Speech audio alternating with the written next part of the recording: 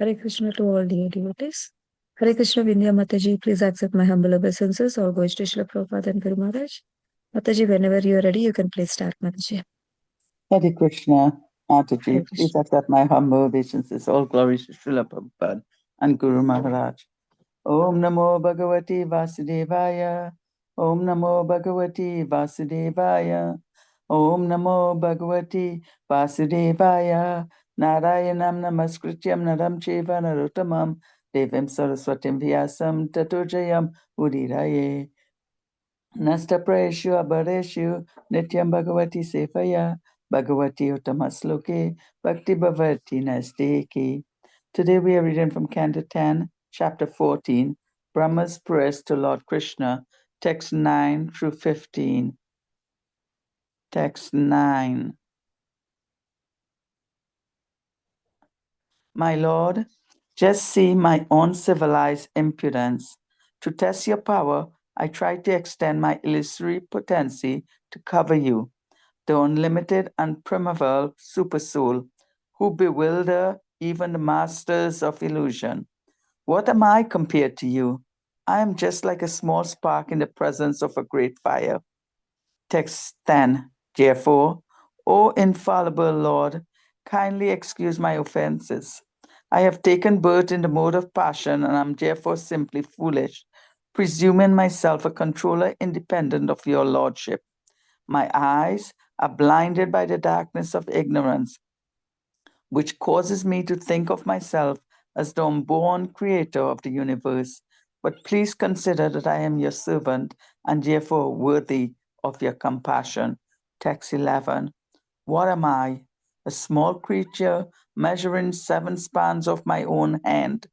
I am enclosed in a pot-like universe composed of material nature. The total material energy, false ego, ether, air, water, and earth. And what is your glory? Unlimited universes pass through the pores of your body, just as particles of dust pass through the openings of a screened window. Text 12. O Lord Adoksha Saja, does a mother take offense when the child within her womb kicks with his legs? And is therefore anything in existence, whether designated by various philosophers as real or as unreal, that is actually outside your abdomen. Text 13. My dear Lord, it is said that when the three planetary systems emerge into the water at the time of dissolution, your plenary portion, Narayana, lies down on the water. Gradually, a lotus flower grows from his navel, and Brahma takes birth upon that lotus flower. Certainly, these words are not false. Thus, am I not born from you? Text 14. Are you not the original Narayana, O Supreme Controller, since you are the soul of every embodied being and the eternal witness of all created realms? Indeed, Lord Narayana is your expansion, and he is called Narayana because he is the generating source of the primeval water of the universe. He is real, not a product of your illusory Maya. Text 15. My dear Lord, if your transcendental body, which shelters the entire universe, is actually lying upon the water, then why were you not seen by me when I searched for you? And why, though I could not envision you properly within my heart, did you then suddenly reveal yourself? Hare Krishna. Thank you so much, Vindhya Mataji. Hare Krishna Sundaracala Prabhuji, please accept our humble obeisances. All goes to Srila Prabhupada and Guru Maharaj. Prabhuji, please take over the call, Prabhuji. Hare Krishna. Hare Krishna, Hare Krishna. Thank you, Mataji. Thank you, Radhika Mataji, for the opportunity. And thank you, Vidya Mataji, for reading today's verses. So I'll start with today's Bhagavatam discussion with a brief prayers. Om Ajnanatmidandhasya Jnana Shalakaya Chikshurunmilitam Yena Tasmai Shri Gurave Namaha. नमो ओम विष्णुपादाय कृष्णप्रेष्ठाय भूतले श्रीमते भक्तिवेदांत स्वामिनिति नामिने नमस्ते सरस्वते देवे गौरवाणी प्रचारिणे निर्विशेष शून्यवादी पाश्चात्य देशतारिणी जय श्री कृष्ण चैतन्य प्रभु नित्यानंद श्री अद्वैत गदाधर श्रीवासादि गौर भक्त वृंदा हरे Krishna Krishna Krishna Hare Hare Hare Ram Ram Ram Hare Hare Hare Krishna, dear dolls. Welcome to today's morning Bhagavatam session on Canto 10, Chapter 14, the Brahma's prayers to Lord Sri Krishna. So we have heard from our previous session how the Brahma's initial prayers were focused on glorifying the Lord and glorifying the path of the bhakti. This is how we heard from Her Grace Rasa Chandrika Mataji. And at the end, she concluded with the verse about you are understood only by bhakti, and I could not understand you, so I misjudged you, and um, I tried to show my maya to cover you. So this is so now it is it started with the glorification, the prayers. Now it is going towards repentance of for Brahma's acts to bewilder Krishna. So the repentance verses is going to be from verse number 9 to 15, and we are going to discuss that one after another. Open.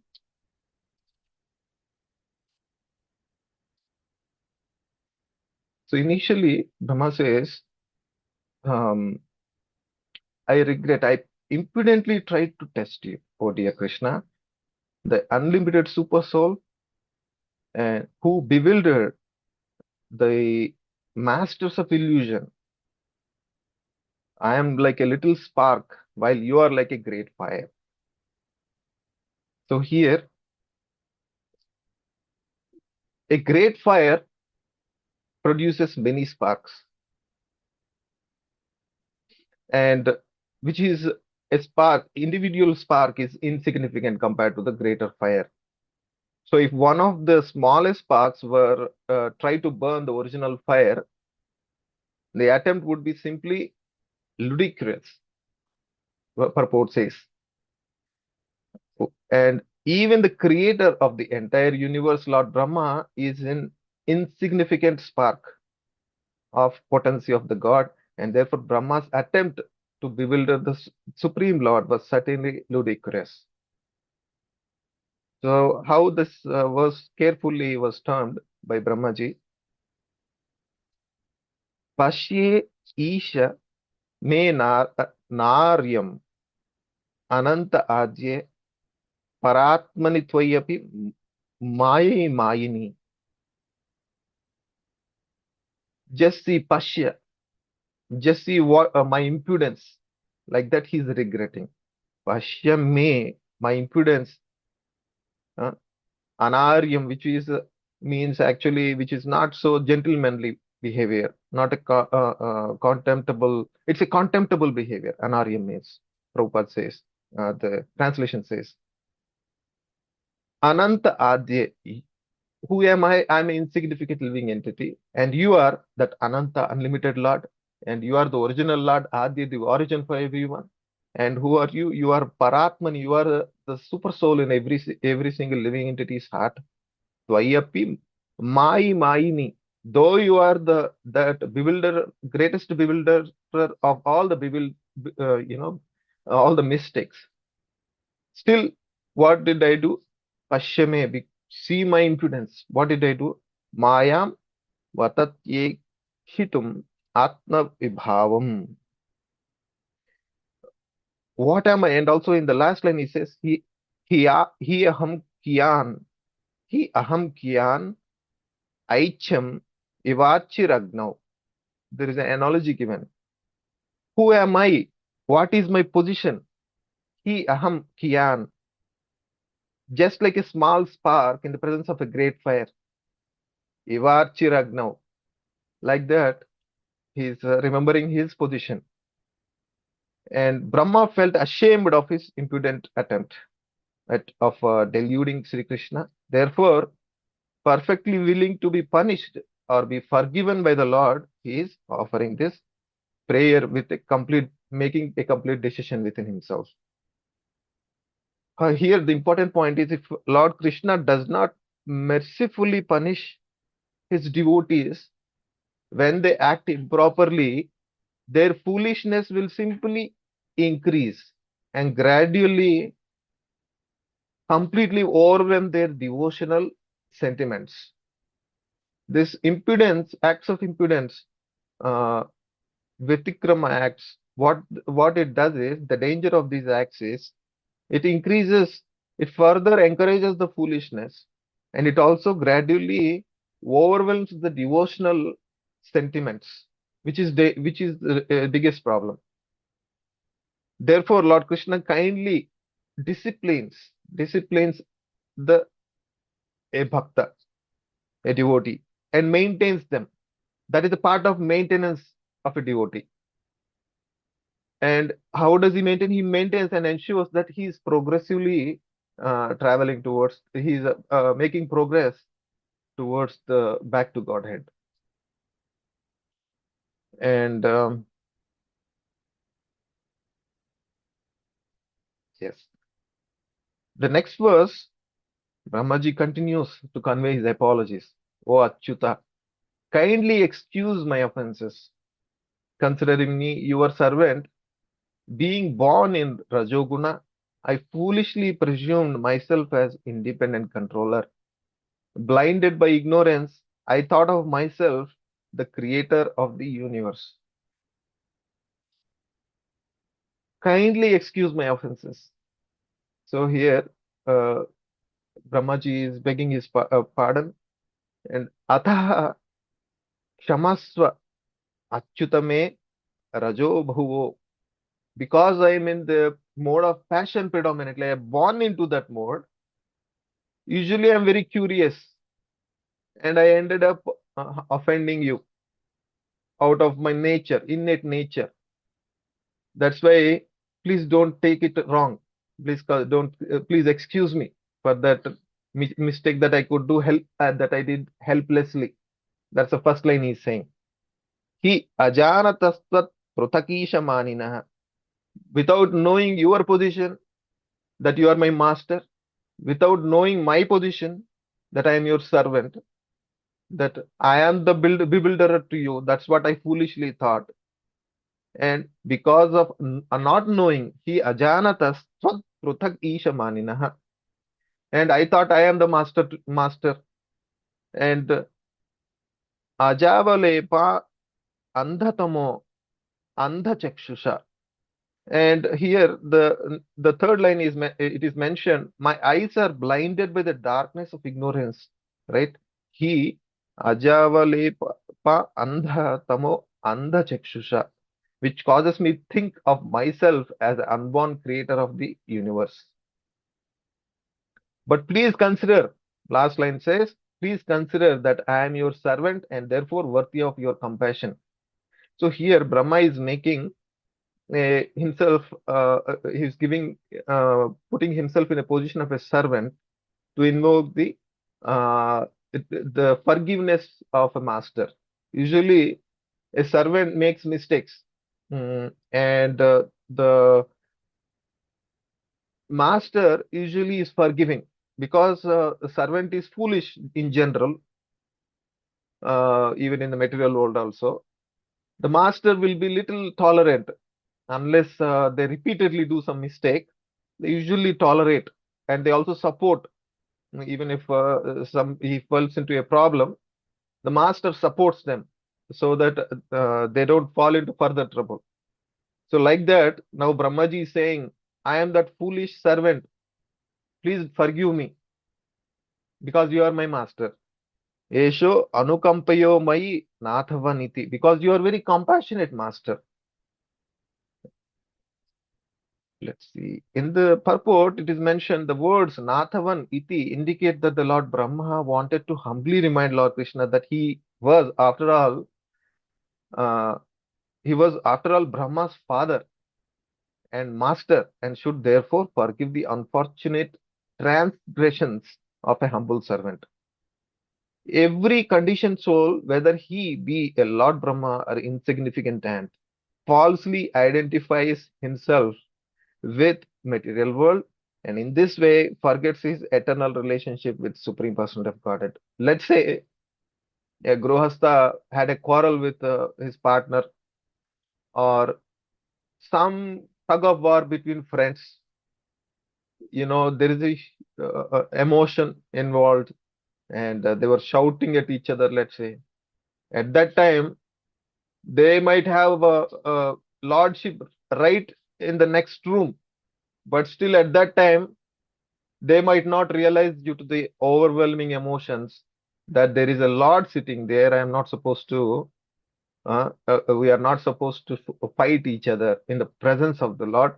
But it happens naturally at that time, even though devotees are there within the household, they might temporarily forget their position also because of emotions overwhelm them, gunas overwhelm them.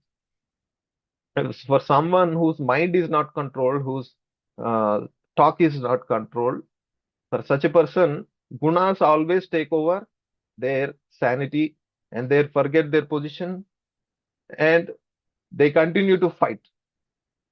This is one of the examples where our inclinations, our tendencies, sorry, the emotions will overwhelm, and also make us forget position of us and position of Krishna and our relationship with Krishna temporarily.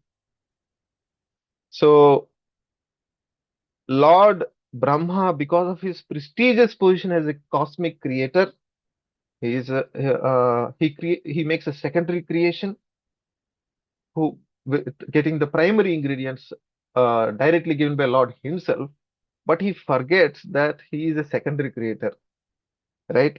And he sometimes forgets his position as the insignificant servant of Supreme Lord. So this is the proof for that here the prayer indicates that even the exalted soul like Brahmaji could also forget his position, not because of ignorance. It's a leela, of course, but there is a possibility. Now, by Lord Krishna's mercy, this false identification is being rectified, and Lord Brahma is remembering his constitutional position as the eternal servant of the God. I address you, Vishwanath Chakravarti Thakurji says, I address you as Achyuta because you are infallible in protecting your servant. How infallible is that? Even though I am the most fallen servant, you still, either by punishing me or by completely forgiving me, will continue to protect me, but you will not let me further fall down. So that is what is indicated in 11th verse. Karunada Kasai Vishnu. Let's recite this verse. This is very wonderful verse. Kwaham tamo mahadaham kha charagnivarbhu. Kwaham. What am I? I'm just a small creature. It is said. Some Veshtitanda Ghata Saptavitasika. And if you see the first two lines, it is described that although Lord Brahma is the supreme creature within this universe, what is his important and in the presence of the Lord, what is his importance? It's insignificant. That is the mood in which he is saying that. In the first two lines, Kwaham Tamo Mahadaham, the Pradhana, Mahatattva. These are all different evolutionary aspects or the ingredients of the material creation. And what are the ingredients? Tamo, which actually the Mahatattva and Ahankara and the ether and air, Chara, and Agni, fire, and Var, water, Bhu, this earth element. All these Samveshita Anda Ghata Sapta Vitasi Kaya. This whole material universe is like is like an egg or like a ball, which is covered by all these layers. It is made of all these material elements. And in this small ball, I just happen to be there. I just happen to be in a position of a secondary creator. That's the introduction he is trying to come up with. Vedrug vidhavagin aviganita anda paranucherya. When what am I, a small creature measuring 7 spans of my own hand? Any living entity, human being especially, it is described that he is measurable. Even the whole material universe is measurable. This is one thing indicated in the Acharya's purports also. And any human being is measurable using his own hands or in different mechanisms. And in the fifth canto, we have heard our earth is almost 500 million uh, yojanas, almost like 4 billion yojanas, miles wide. And this within this vast universe, what it is mentioned is, even though it appears very vast, we have heard elsewhere that our universe is very small compared to the other universes. And we have also heard from our previous sessions that this universe, just like any other universe, is having a secondary creator, Brahmaji, like similarly, likewise, the other material universes. And now, the third and second line with this background, it is mentioned, I am enclosed in a pot-like universe composed of the material nature with all these ingredients that I just listed in the previous 2 lines. Unlimited universe pass through these such universes. They pass through the pores of your body just as the particles of dust pass through the openings of a screened window. Imagine the gigantic form of uh, this Mahavishnu, uh, within which he has so many universes which are as insignificant as a dust particle in front of him. And within that each dust particle, there are million, billions, and trillions of such Brahmajis, and I am one among them. I happen to be one among them in the insignificant, smallest universe. Like that, we can understand this verse. Brahmaji is further trying to apologize Lord Krishna with it, and he's trying to glorify Karodaka Sai Vishnu in this verse. So Chaitanya Charitamrita Adilila, chapter 5, Srila Prabhupada says, when Lord Brahma, after having stolen all Krishna's calves and cowherd boys, returned and saw that calves and boys were still roaming with Krishna, he offered his prayer in the mood of defeat. He accepted the defeat, and in that mood, he's offering this prayer. And in these prayers of Brahmaji, there is much to learn for those who are falsely puffed up by accumulation of power, whether it is a politician, whether it is a some puffed up tiny earthling, regardless of his position, he is thinking that he is the greatest, right? That is a lesson for such a puffed up soul, is that these prayers of Brahmaji, who is the greatest of this universe, right, in the greatest position of this universe, we have to learn from this prayer that we should not be falsely puffed up with our position, with our opulences. Lord Brahma realized his actual position. So, although Lord Brahma is the supreme creature within this universe, what is the importance in the presence of Lord Krishna is the main point here. And 12th verse, Garbhodaka Sai Vishnu is glorified. Let's see how Garbhodaka Sai is glorified. Ukshepanam Garbhagatasya Padayo. O Lord Adhokshaja, does a mother take offense when child within her womb kicks with his legs? And there is is there anything in existence, whether designated by various philosophers as real or unreal, that is actually outside of your abdomen? So here, Srila Prabhupada's Krishna book says that Lord Brahmaji therefore compared himself to a little child within the womb of a mother, just to invoke the compassion of Krishna, and so that he will be forgiven for his transgression of a character, of a behavior. So, if a child within the womb plays with his hands and legs while playing touches the body of mother, is the mother offended with the child?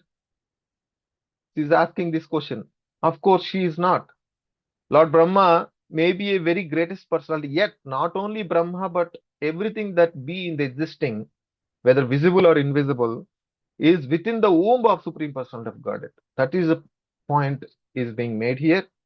And because I am like a child in your room, you should forgive me. You should not take my actions seriously. So, and the good mother is never offended by with the child, even if he touches the womb of mother by kicking his legs. Now, that is this verse is similar to Pitahamasya Jagato Mata Dhata Pitamaha. I am the father, mother, grandfather, grandsire, and support of this universe. That is being confirmed here, right, in the Brahmaji's verse. So Brahma continues to condemn his impudence and seeks forgiveness in 13th verse, and he addresses himself, I am your son. When the three worlds are merged into the water during Pralaya, your plenary portion, Narayana, lies on the water. A lotus grows from his navel, and I am born from that lotus. And let's go through this verse little bit into the purport here. So here, Lord Brahmaji is saying, although every living being is a child of the God, Lord Brahma here makes a special claim. What he's saying is, because he is born from the lotus flower that emanated from the navel of Lord Narayana, Garbhodaka Sai Vishnu, the personality of Godhead, ultimately he is trying to say there is an intimate relationship between him and Lord, because he is directly born from his abdomen, right? And he is involved in the universal creation, which is a very confidential uh, service given by Lord himself, and he is directly serving the Lord. That's why he has a special relationship. So that is what is indicated here. The prefix V in the word Vinirgata, to beg the Lord's special mercy, because he is engaged in special duties. So much of hard work he is doing for the Lord. Because he is doing service, he is expecting Lord to forgive him.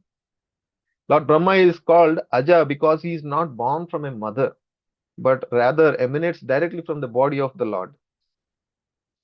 On these grounds, Lord Brahma is requesting special forgiveness for his offenses. Others may or may not come from you, but certainly I am born from you. This is another indication given by Vishwanath Chakravarti Thakurji. And in the next verse, he says, you are the origin of Narayana. Let's see the verse. Narayanastvam nahi sarva dehinam. Are you not Narayana? Are you not that Paramatma, the super soul of all the embodied beings? Atmasi yad adisik Atmasi adi isha akhila loka sakshi. Adhisha, are you not the supreme controller? Akhila loka sakshini, the witness of all the living in all the planets and the living entities within it. Narayanangam narabhu jalanayat jalayanat. Indeed, Narayana is your personal expansion. Angam, Narayanangam, Narabhu, Jala, Ayanat. He is called Narayana because he is the source of the primeval water of this universe, Garbhodaka ocean. The whole water, he is the source. That's why he is called Narayana. Tachapi Satyam Natavaiva Maya. He is real, not a product of your Maya. That part I understand. That part he is trying to say at the end. So I know he is visible. He is not visible to me sometimes. If he is visible, he must be material because I am materially indulgent person. Because he is visible to be the Garbhodaka Sai Vishnu. When at one point when I was praying, he must be material, maybe. But if he is material, Why is he invisible sometimes? Because of which I was praying for him. So that means he is definitely transcendental, Garbhodakasai Vishnu. And that Garbhodakasai Vishnu, Narayana, is definitely, you are the source for him. Tatyapi satyam natavaiva maya. That is how he is wonderfully reciting this verse. In his commentary, verse Srila Sanatana Goswami has elaborately explained the expansion of Vishnu, Narayana incarnations from the original form of Godhead, Sri Krishna. Sri Krishna uh, is the origin of all these incarnations. The essence is that although Lord Brahma was born from the Lord Narayana, Brahma now understands that Narayana is himself a mere expansion of the original personality of Godhead, Sri Krishna. That is what is explained here. The Lord, one who dwells in water, is one of your expansion. Therefore, I am appeared from your womb. That is the indication here. So you can refer to Brahma Samhita prayer, Yakaranarnavajale Bhajati Smayoga, where Brahma has specifically given in position of who is Karanodakasai Vishnu. In Brahma Samhita prayers, he also said, Eshaika Kala Mathabalambya, where how from Mahavishnu, with his breath, all the universes emanate out of his breath. That pastime has been explained in the subsequent verse. You can please refer there. The Krishna's position is being completely detailed with respect to all these expansions of Krishna. And Eshavai, and let me also take a couple of minutes and explain a small pastime where in Bhishma Stuti, before the Bhishma Stuti to please Lord Krishna, when he was in Ampashaya, with bed of arrows before he leaves the body. And in that chapter, actually, in the ninth chapter of the first canto, where we have some verses, he was given an opportunity to console Yudhishthir Maharaj, because Yudhishthir Maharaj was inundated with emotions of seeing so many widows after the Kurukshetra war. So many widows and so much killing happened in the Kurukshetra war that millions of people have died. And he started lamenting, I am the reason for all this, for all this bloodshed. And nobody could console him. Even Lord Krishna himself could not console him. And then he takes, all Pandavas headed by Yudhishthira Maharaj, so that they can be consoled in the presence of Bhishma Dev. So Bhishma is lying down there in the Tampashaya, and he started consoling. Krishna requested, please, he brought him in the intention that so that they can be consoled by Bhishma Dev himself, who is Pitamaha. And Bhishma Dev starts speaking, Yeshavai Bhagavan Sakshat Adyo Narayana Puman Mohan Maya Lokam Godas Charati Vishnu. This is the blank statement he makes in the conversation. He first clarifies in the first line, Yeshavai Bhagavan Sakshat.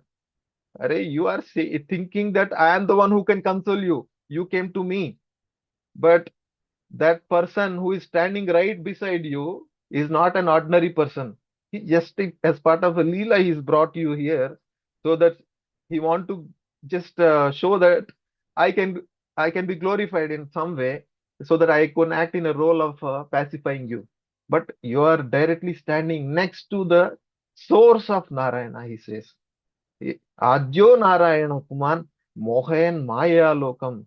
He acted as a little baby Krishna, did butter stealing, he did all the naughty activities. You might think that he is an ordinary person because he's your friend. But don't be mistaken. He is Adyo Narayana Kuman. Godas Charati Vrishnishu. He is actually confidentially, in his two-handed normal human being looking form, he is actually trying to act like in a confidential manner, so that ordinary persons cannot witness his activities and his intentions. Godas Charati Vrishnishu. He is roaming among the Vrishni dynasty as if he is born in the Vrishni dynasty, but he is the source of that Lord Narayana himself. Like that, that verse wonderfully there, Bhishma Dev clarifies the position of Lord Krishna there. And with that, I would like to conclude today's Bhagavatam discussion, dear devotees. Thank you so much, Sundaran Prabhuji, for the opportunity. Garandhara Srimad Bhagavatam ki jai, Srila Prabhupada ki jai. Thank you, everyone. Hare Krishna. Thank you very much, Prabhuji. Hare Krishna. Thank you, Prabhuji. Hare Krishna. Thank you so much. Well done. Thank you so much, Prabhuji, for a very beautiful class. Thank you all Hare devotees for Krishna. joining the class today. Hare Krishna.